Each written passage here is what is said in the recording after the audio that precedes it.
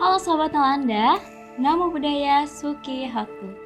Kembali lagi di Nalanda Jataka, penuh kisah-kisah seru, inspiratif, dan kaya akan motivasi.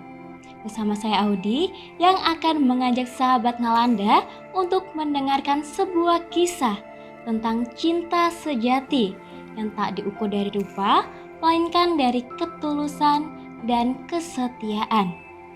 Inilah kisah yang sejati, Kusa Jataka.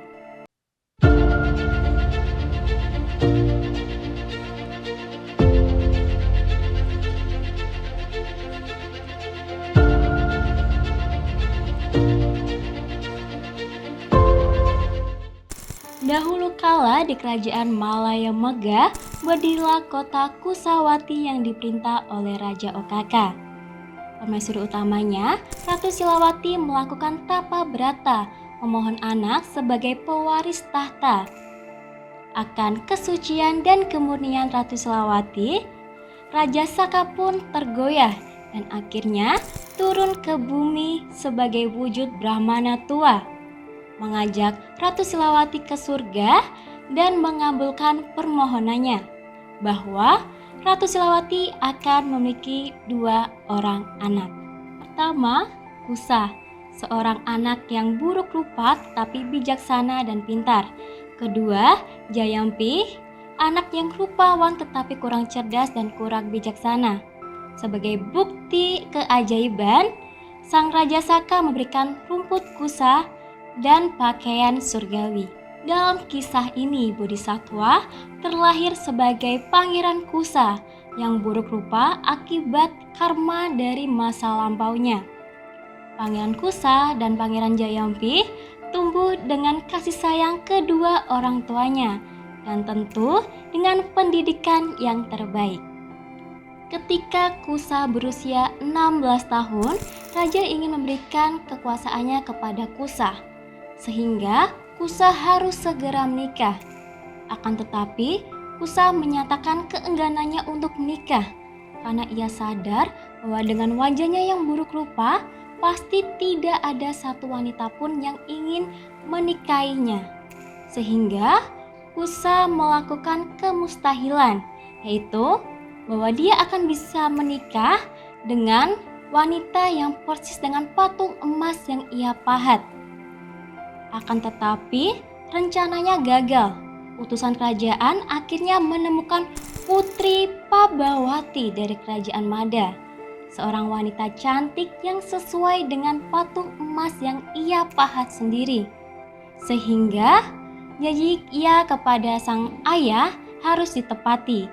Ia menikah dengan Ratu Pabawati dengan acara yang megah dan besar-besaran. Namun karena takut jika Pabawati menolak Kusa ketika melihat wajah aslinya, sang ratu memiliki rencana bahwa menurut tradisi kerajaan, istri tidak boleh melihat wajah suaminya sebelum mereka dikaruniai seorang anak. Akhirnya, sang putri menyetujui tradisi tersebut. Mereka hanya bisa bersama-sama dalam keadaan gelap tanpa ada cahaya apapun. Oleh karena itu, Kusa yang penasaran akan kecantikan Pabawati diam-diam mendekati Pabawati dengan menyamar sebagai pelayan kerajaan. Akibat tingkahnya itu, Pabawati merasa kesal dan marah. Suatu hari diadakan acara kerajaan.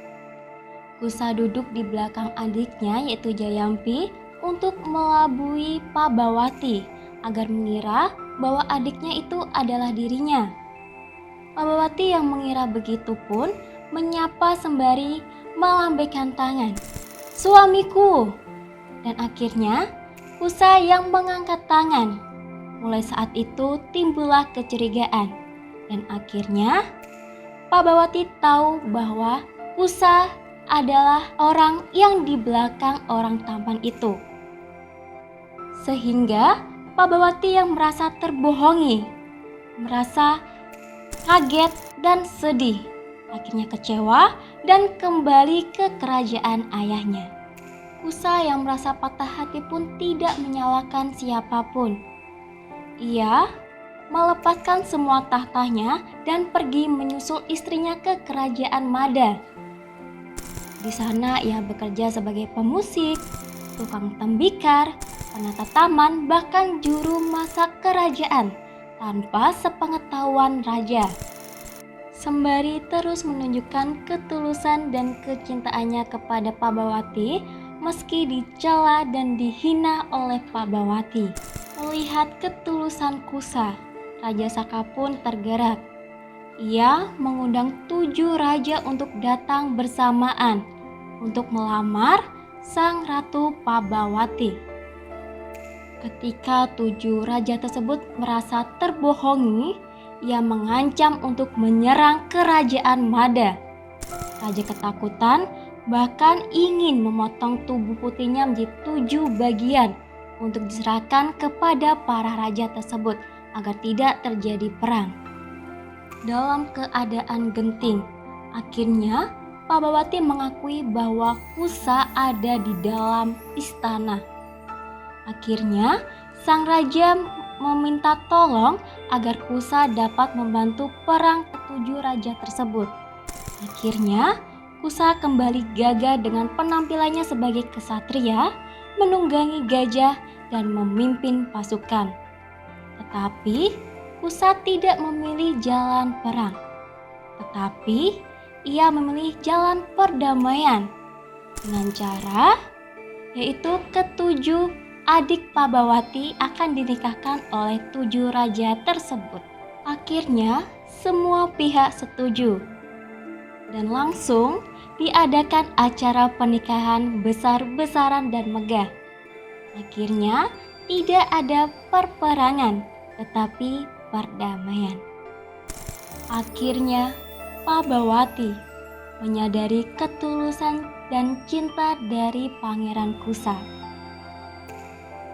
Ia menerima suaminya dengan sepenuh hati, bukan karena rupa atau kekuasaan, tetapi bukti yang telah ditunjukkan yaitu ketulusan cinta Pangeran Kusa.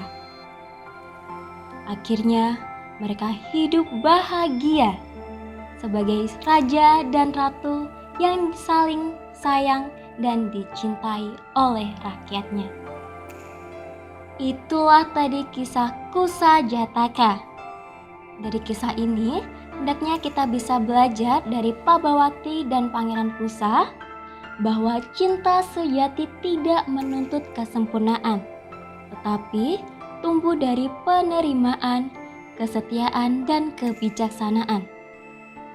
Semoga setiap langkah kehidupan kita selalu disinari oleh cinta yang murni, hati yang sabar, dan kebijaksanaan yang menuntun menuju kebahagiaan yang sejati. Sahabat Nalanda, demikian tadi kisah Kusa Jataka. Terima kasih telah mendengarkan. Semoga kisah ini menjadi inspirasi dalam kehidupan kita semua. Sampai berjumpa kembali di cerita Jataka selanjutnya, tentunya di Nalanda Jataka.